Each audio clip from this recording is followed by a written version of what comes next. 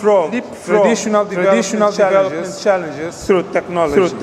Angolans to embrace India's expertise in two transformative areas. First, digital sovereignty, effective governance, and inclusive business environment, and accelerate diversification, all hidden upon robust digital infrastructure. We are currently ranked 160 globally in e-governance and development, and this must change.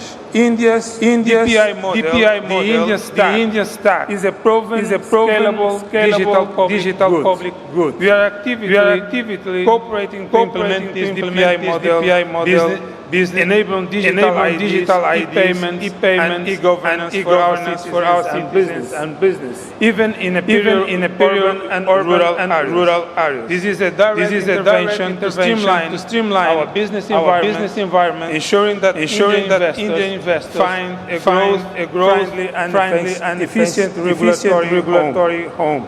Second, physical connectivity.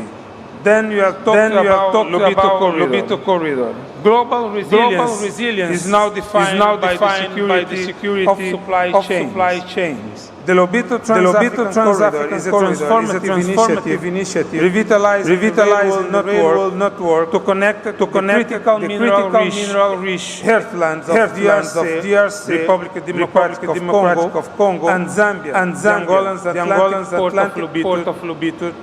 India's potential role is highly strategic, recognizing its own need for critical minerals like copper and cobalt for its energy transition. India has offered feasibility grant and signal interest in locomotive leasing. Furthermore, we offer to supply high standard solutions like the Vande Bharat trains to modernize our rail infrastructure. India's involvement is a clear demonstration of technology transfer and collaboration on global strategic projects. Our partnership must evolve from a predominantly transactional energy relationship to one of value chain integration. To the Indian oil and gas majors, we use you to move beyond purchase crude. We seek long-term investment upstream, exploration, refining, and critical downstream petrochemicals like fertilizer, urea production within Angola. This stabilizes our revenues and deepens our integration. More crucially, we seek partnership in our priority non-oil sectors. First of all, critical minerals. Angola has a significant reserves of crucial and rare minerals. We invite Indian firms to invest in joint exploration and critical local process and diamond processing. The goal is not just raw materials, but to create high value processed goods in Angola. Agriculture. To achieve food security, we need India's expertise in small mechanization, seed technology, and localized manufacturing of fertilizer. We welcome proposals for large contract farming and agricultural supply chain development. Third, pharmaceuticals. India is a global leader and one of our largest suppliers of essential medicines. The next logical step is establishing local pharmaceutical research and manufacturing units and health technology transfer facilities in Angola. Building local and regional healthcare capacity and resilience. Our partnership is about more than institutional alignment for sustainable future. During the recent visits, we changed memorandum of understanding. One on fisheries and aquaculture, and another on consular matters, strengthening our people links. We have also committed to the Indian-led global initiatives. The global biofuels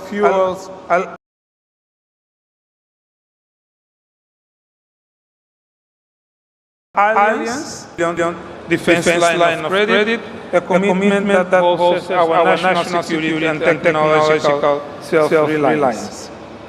To the corporate leaders here at CII, Angola is emerging as a key participant in Africa's growth history. Our structural reforms are created an open, supportive, and conducive business environment, complete with a commitment to improve human capital and infrastructure. We invite India's innovative small and medium enterprises to utilize the Indian government lines of credit program. This mechanism is an effective marketing tool ensuring that agility and technical expertise contribute directly to our priority sectors, from rail to power generation to industry processing. By embracing the TTT formula, technology to modernize, deepening trust through a strategic alignment to diversify trade into high-value sectors, India and Angola are not just navigating the new economic order. We are defining a successful, equitable path to the entire global South. I look forward to welcome you to Angola. Let us build this resilient, prosperous, and multipolar future together. Thank you. Thank you, Honourable Minister, for the address. As I mentioned in the beginning, that we are going alphabetical, country-wise for our Honourable Ministers on the dais, and therefore I now move to Armenia, the Minister of Economy, His Excellency Papoyan.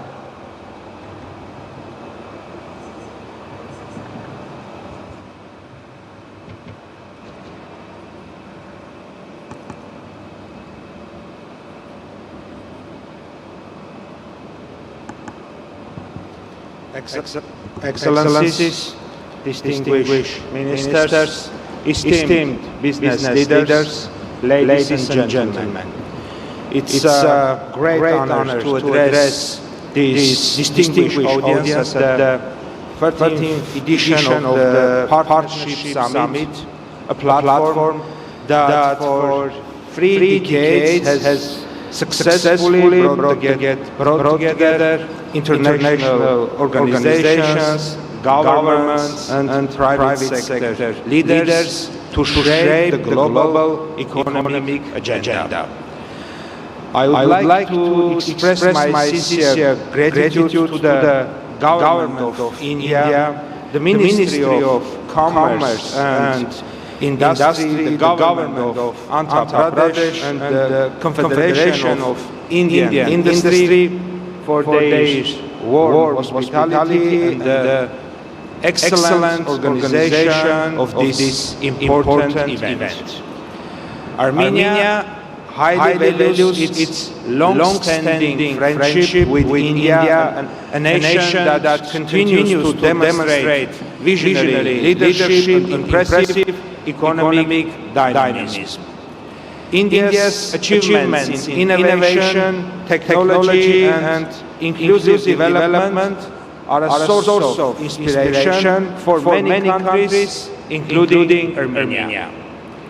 We are confident that this summit held in India, a country that embodies growth through partnership, will generate new ideas, promote sustainable collaboration, and create lasting opportunities for all participants.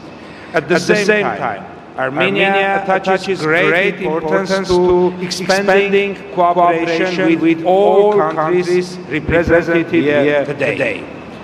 The challenges of our time, from ensuring economic resilience and digital transformation to addressing climate change, supply chain security, require global dialogue, collective action, and partnership that transcend borders. Dear colleagues, today, Armenia stands at a pivotal stage of transformation through consistent reforms. We are building a diversified, expert-oriented and innovation-driven economy. Our newly adopted expert promotion strategy 2025-2030 focuses on enhancing industrial competitiveness, supporting small and medium enterprises, and improving the business environment. This strategy reflects Armenia's vision to position itself as a reliable and dynamic partner in the global economy. Due to the latest developments in the region, Armenia is increasingly becoming a regional hub for investment, innovation, and connectivity, a natural bridge between Asia and Europe. Our unique geographic position allows investors and businesses to access both the Eurasian Economic Union and European Union markets. We are strengthening our industrial zones, logistic hubs, and free economic areas to facilitate international trade and production. Armenia offers attractive opportunities in renewable energy, high technologies, electronics, pharmaceuticals, agribusiness, tourism, and education.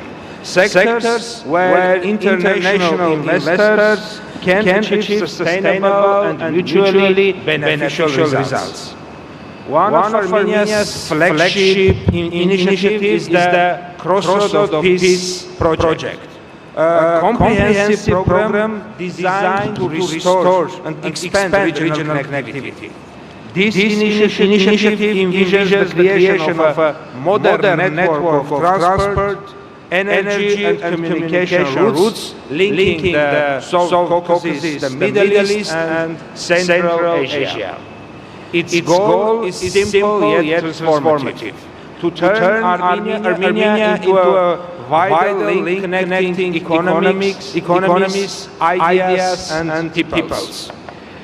We believe that economic cooperation and partnership are the most effective instrument for building trust, stability, and lasting peace in our region. The themes of this year's summit: trade, industrialization, sustainability, climate action, innovation, and inclusion, align closely with Armenia's own economic agenda. They are the same. We are committed to integrating green growth, digital transformation, and industrial modernization into our development strategy.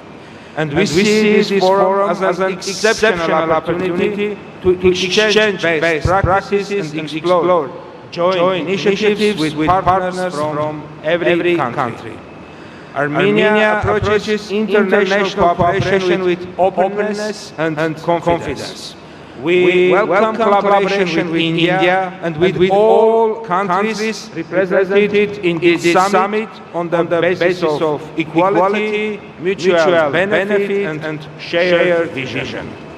Together, we can build sustainable supply chains, strengthen global and regional connectivity, and unlock the full potential of international trade and investment. Ladies and gentlemen, in conclusion, I would like to reaffirm Armenia's readiness to engage in constructive partnership that advance shared prosperity and peace. The Partnership Summit reminds us that true progress comes not from competition, but from collaboration, from building bridges rather than barriers. Armenia stands ready to contribute to this common goal and to work hand in hand with all of you to create a more interconnected and sustainable future. Thank you once again. Thank you, sir. Thank you very much for your comments and address. And now I move to Canada and the Minister of International Trade, the Honorable Mr. Sidhu.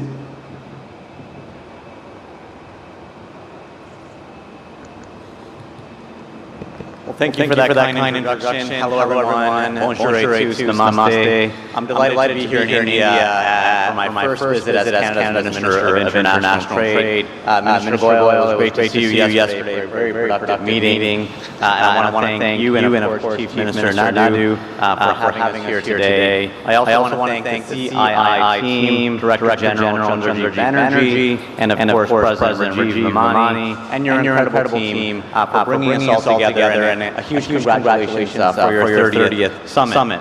As you know, Canada, Prime Minister Mark Carney and I have set an ambitious target of doubling our non-U.S. exports to the tune of $300 billion. Our new government is making big changes. We passed legislation in June to get big nation-building projects built faster. Projects that would typically take 10, 20, 30 years, we're going to get that done in 2 years in terms of permitting. That means ports, energy projects, critical mineral projects will be built faster in partnership with the provinces, territories, indigenous communities. We're welcoming investors from all around the world. We're welcoming close to the tune of $500 billion to get these big projects built faster, and we welcome Indian investors. In trade, Canada has been taking ambitious steps to achieve that goal, starting with diversifying our international trade portfolio and unlocking new markets for Canadian businesses. And as Dr. Ngozi said, rules-based trade must be protected, and Canada is seen as a reliable, stable trading partner, and will always be in that way to protect rules-based trade. Last month, I joined Prime Minister Carney at the ASEAN Summit because we believe that the Indo-Pacific region is an important partnership for Canada. To that end, you may have also heard Prime Minister applaud the progress Canada and India have made since he met with Prime Minister Modi at the G7 Summit in Canada in June, and since my colleague Minister Anand was here last month. I'm here to continue that progress by strengthening trade and investment ties and helping Canadian businesses make connections with Indian partners. Indeed, the things that are being discussed at this summit, tech, AI, manufacturing, energy, critical minerals, sustainability, environment, and social safeguards inclusion are areas where Canadian firms have a lot of experience and can contribute to India's growth. In October, our country laid out a roadmap focused on greater bilateral collaboration in many of these areas and more, including infrastructure, digital innovation, agri-food, and reinforcing our partnership in education.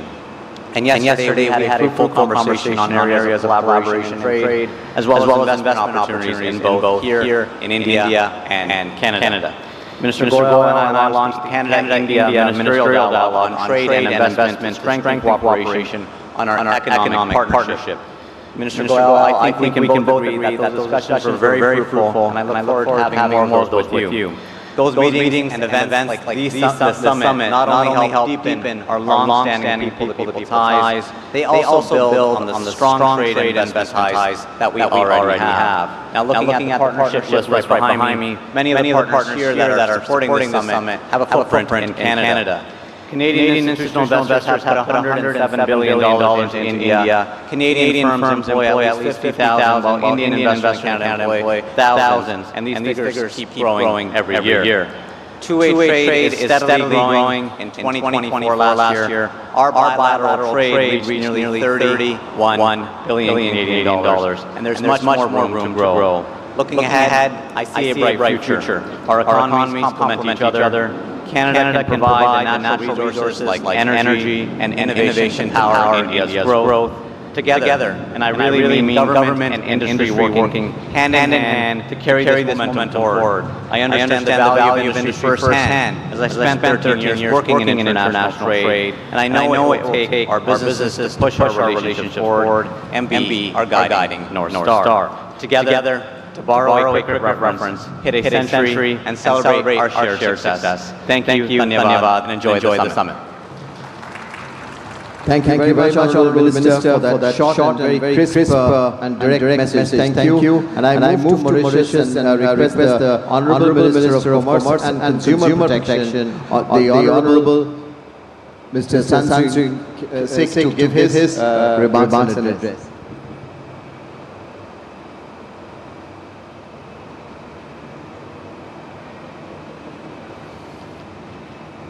Honorable Chief Minister of Andhra Pradesh, Honorable Minister of Commerce and Industry of India, my good friend, Honorable Piyush Goyal, distinguished ministers, excellencies, esteemed business leaders, ladies and gentlemen. It is with great pleasure that I address you today. Only a few months ago, at the 20th CII India Africa Conclave in New Delhi, we stood together to reaffirm a vision of deeper partnership between India and Africa, anchored in trade, trust and technology. That meeting was not a ceremonial exercise.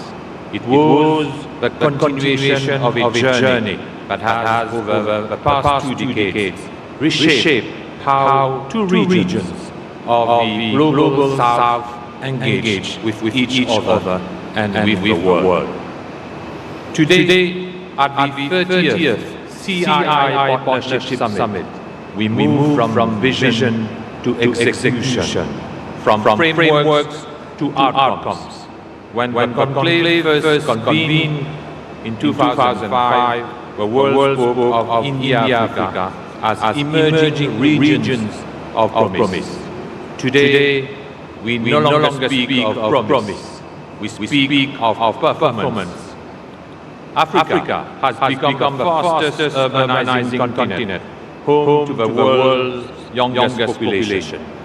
India stands as a global powerhouse in digital innovation and advanced manufacturing. And Mauritius has remained the trusted bridge between these two regions, connecting markets, investors, and aspirations across the Indian Ocean. Earlier this year, the visit of Prime Minister Shri Nara Lokesh to Mauritius marked a defining moment with the adoption of the India-Mauritius joint vision for an enhanced strategic partnership, reaffirming both governments' commitment to deepen collaboration in trade, investment, innovation, and financial services. This renewed framework underscores that our cooperation now extends beyond commerce. It is about building shared capacity and resilience across the Indian Ocean region. Mauritius has become the testing ground for this new architecture of trade between India and Africa. Indian enterprises today operate across our banking, ICT, construction, and energy sectors, while Mauritian investors are increasing their presence in India, particularly in financial and professional services. The relationship between India and Mauritius remains one of the enduring depth, building on trade, investment, and shared prosperity. Over the past 5 years, India has consistently ranked among the leading trading partners of Mauritius, representing about 11% of our total imports and standing as the third largest source of goods to the Mauritian markets. The volume of exports from India to Mauritius demonstrates the strength and stability of this partnership, valued at $646 million USD in 2023 and $766 million USD in 2024. India's top 5 exports to Mauritius include pharmaceuticals, cotton, cereals, motor vehicles, and mineral fuels. India also remains a key supplier of yarn and fabrics, which support Mauritius textile and clothing industry, one of the backbones of our manufacturing sector. Conversely, Mauritian exports to India have steadily diversified from 24 million USD in 2019 to 46 million USD in 2024, comprising mainly medical devices, waste, and scrap of cast iron, aluminium, alloy, steel and lead acid accumulators. Investment flows tells an equally compelling story. Cumulative FDI, equity inflows from India to Mauritius between April 2000 and March 2025 total to 180 billion USD, accounting for around 25% of India's total FDI flows during that period. This partnership is reinforced by the strong institutional and corporate presence of India and Mauritius. Prominent Indian public sector enterprises, including the Bank of Baroda, Life Insurance Corporation, New India Assurance Corporation, Telecommunication Consultants India Limited, Indian Oil Mauritius Limited, Mahanagar Telephone Mauritius Limited, and the State Bank of India Mauritius Limited have established operations that go beyond commerce. Through their corporate social responsibility programs, these entities have contributed significantly to community development, education, and skills transfer in Mauritius. The human dimension of this partnership is equally strong. Over 26,000 Indian nationals and 14,300 overseas citizens of India live and work in Mauritius today, contributing to the social and professional fabric of our society. Meanwhile, 64 Indian companies have invested across key sectors, including healthcare, education, ICT, free port, logistics, and financial services, with renowned names such as Amity University, Infosys, Dr. Agarwal's Eye Hospital, and the Oberoi Group, playing a visible role in Mauritius' economic landscape. Ladies and gentlemen, government forward-looking vision. Mauritius' new government program for 2025-2029 complement this renewed momentum. It outlines six priorities that align with the very themes of this summit. Number one, a new economic model. Number two, ocean economy.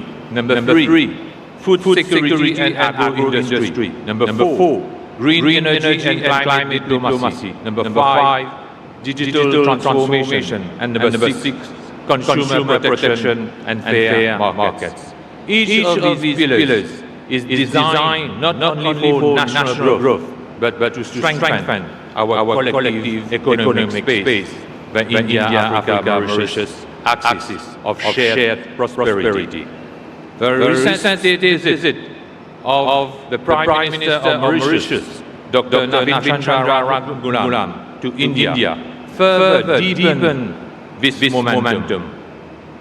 It brought tangible outcomes from a special economic package worth 680 million USD, supporting infrastructure, health, and renewable energy projects to new memoranda in science, education, and SME promotion. These outcomes testifies that our partnership continues to evolve from sentiments to substance, from shared heritage to shared prosperity. Ladies and gentlemen, the message from Mauritius is clear. We are not competitors, we are connectors. Mauritius is ready to be the platform where African resources meet India's innovation and scale. African manufacturing expand through Indian investment, and Africa's young talent learns through India's experience, and good in Mauritius' regional infrastructure, education, and finance. The themes of this summit, technology, trust, and trade, are not abstract for us. They reflect how Mauritius operates and what we offer. Access through trade agreements across three continents. Stability through sound governance and transparent regulation. connectivity through maritime, digital, and financial networks, and above all, trust built through decades of partnership with India. We are now exploring with CII and partner countries the possibility of Mauritius India-Africa Business Innovation Forum, a standing platform to turn today's idea into tomorrow's project. Because it is no longer enough to talk about cooperation, we must operationalize it. As we mark 20 years since this conclave began, we can be proud of how far we have come, yet clear-eyed about how far we must still go. History will not remember the size of our economies, but the scale of our ambitions and the sincerity with which we build bridges across the Indian Ocean. Mauritius reaffirms its unwavering commitment to remain and to strengthen its role as India's closest, most reliable and forward-looking partner in Africa. Together, let us shape a new global architecture, one defined not by distance or dominance, but by cooperation, connectivity, and shared destiny. Thank you for your attention. Thank you very much, sir. Thank you. And I now move to Nepal and the Minister of Industry, Commerce and Supplies, the Honorable Mr. Anil Kumar Sinha.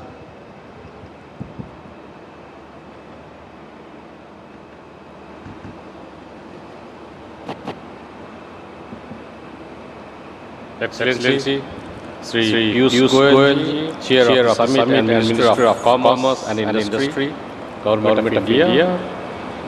Excellency, Shri N. Chandrababu Naidu, Chief Minister of Andhra Pradesh. Excellencies, distinguished guests, ladies and gentlemen. I extend my sincere thanks for Your Excellency, Shri Piyush Goyal ji, Chair of this Summit and Minister of Commerce and Industry of Government of India, for cordial invitation to me to this vibrant summit. It is my pleasure to address this esteemed gathering at the 30th Partnership Summit in this beautiful city, Visakhapatnam, under the visionary leadership of Shri Chandrababu Naidu.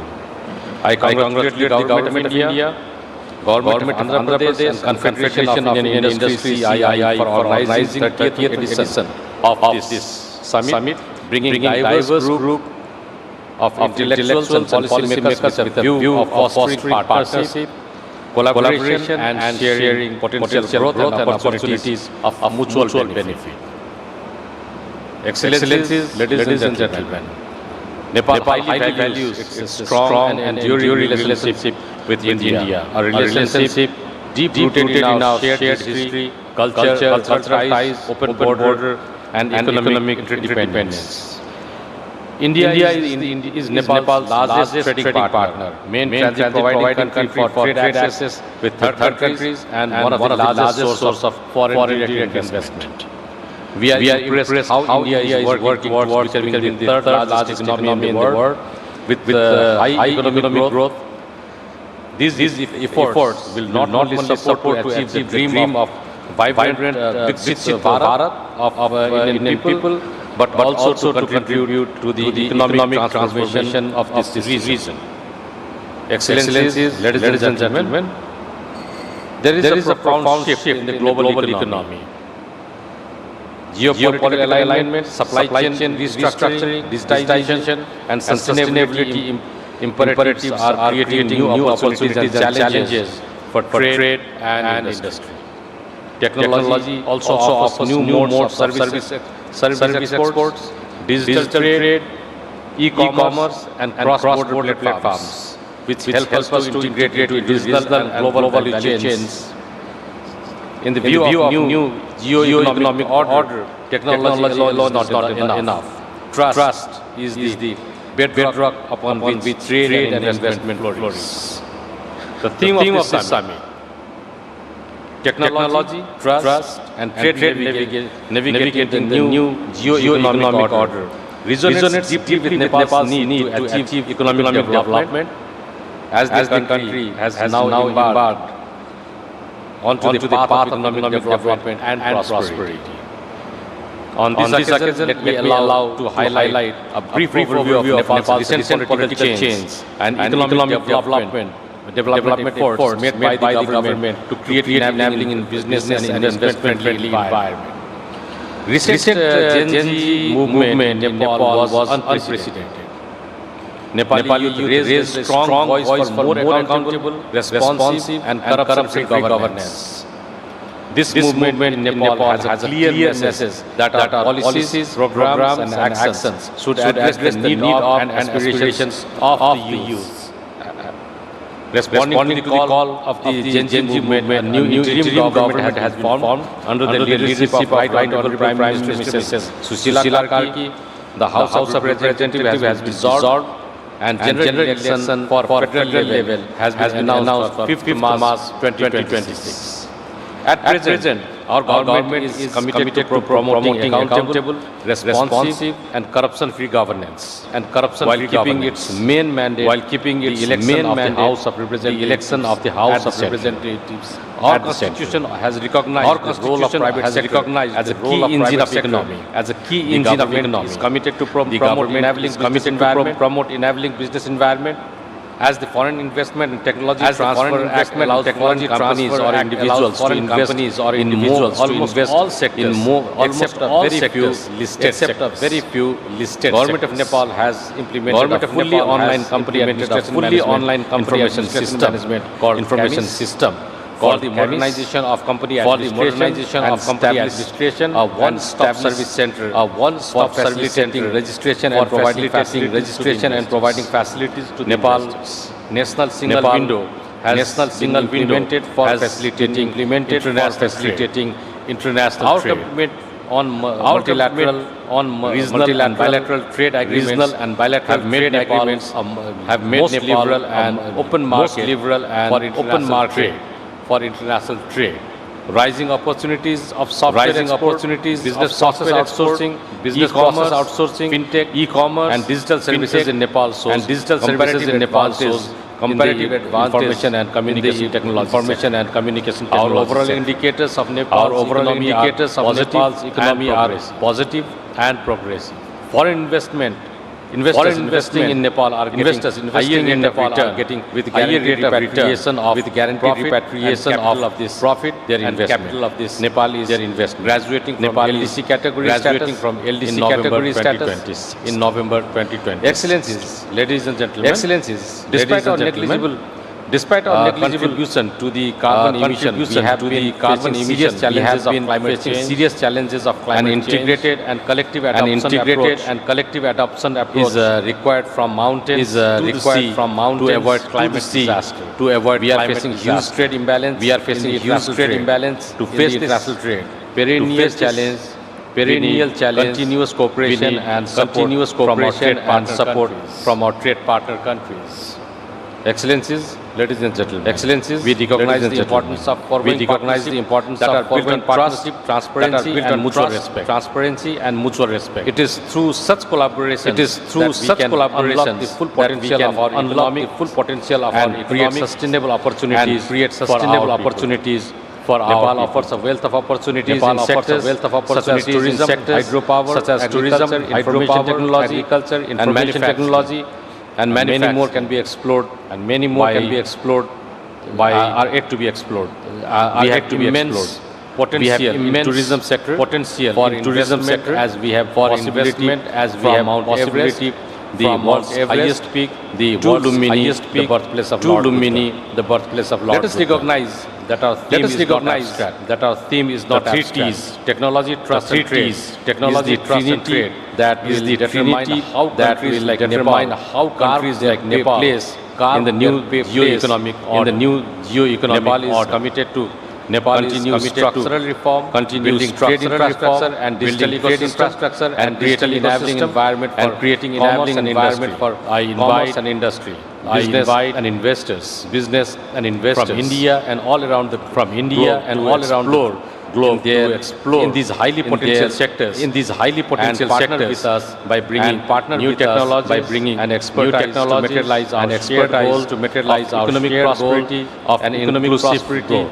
I'm confident that the discussion and deliberations at this summit will pave the way for meaningful partnership, drive sustainable growth, drive sustainable innovation, technology and prosperity in our region. Together, let us embark on a journey of shared success and prosperity. At the end, I congratulate the Ministry of Commerce and Industry, Government of India, CII, for the excellent arrangement of the summit. I thank you all for your attention. I look forward to deliberations, fruitful deliberations and collective partnerships. Dhanyavad, namaskar. Thank you very much, sir. Thank you very much, Minister from Nepal, the Honourable Minister from Nepal. And it's now my invite and request the Honourable Minister from Singapore, Coordinating Minister for National Security, Minister for National Security, Home Affairs, and Minister His Excellency Mr. Shanmugam to give his address.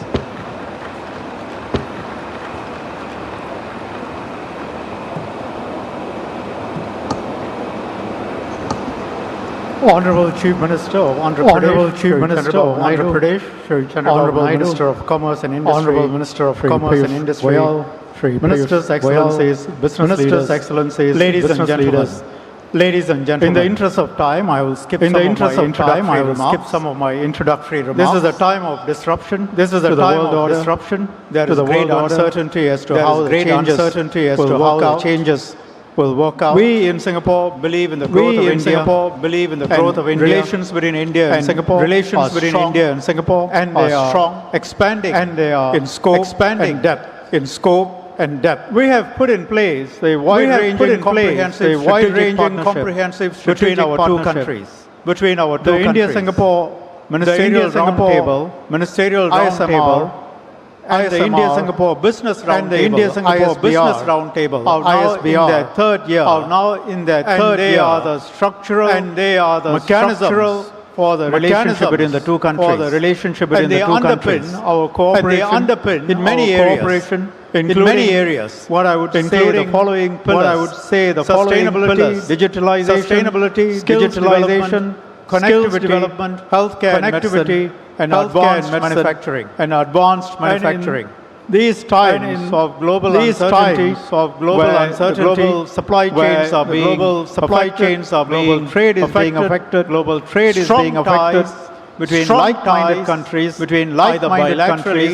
either bilaterally in groups, or can help those who are involved to steer through the turbulence all of us face. Between India and Singapore, our people-to-people ties, our business-to-business ties, business-to-business ties, and they are extremely strong. And many Singaporeans have deep roots in India. Many Indian families have members. Many Indian families either studying or working in Singapore. And many Singaporean companies are investing in India, doing good business with Indian partners, doing good business with Indian partners, and vice versa. Last year, India attracted $15 billion from investors in Singapore. That's 20% FDI into India.